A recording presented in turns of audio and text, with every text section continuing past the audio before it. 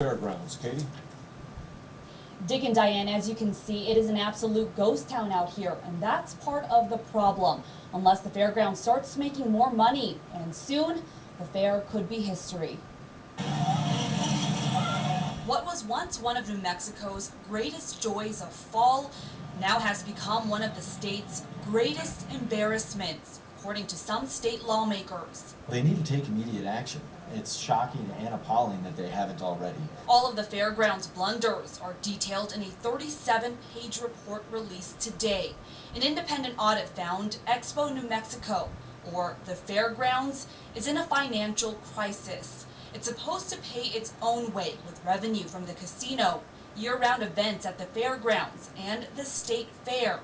Last year, the fairgrounds lost $5 million. A lot of that has to do with lower revenues from the state fair, which is supposed to pay for about half the fairground's $14 million annual budget. Last year, the fair only made $5 million, $2 million short. But it's not just fewer year-round events and fewer people coming through the gates to the state fair. For decades, there's been mismanagement and insolvency. Senator Sen.Keller says the only reason the fairgrounds have been able to stay open for so long is because of taxpayers. The state has funneled more than $20 million into maintaining the fairgrounds over the last decade. But the report says the fairgrounds, which are supposed to run independently without state assistance, is still unable to pay all its bills. It owes the state and taxpayers about $2 million for covering its insurance costs. And the audit says the state fair left about $700,000 on the table by undercharging vendors and by not collecting all of its take from carnival operators or horse racing during the fair. We have our attorney. We will look at what we have to do. We will collect all monies that are due to the fair. Dan Morning is the acting deputy manager of the state fairgrounds. He says he inherited all the financial woes when he took over in March. But the report finds there's still a major problem when it comes to oversight. During the fair, hundreds of thousands of dollars are kept in an unsecured building called the bank.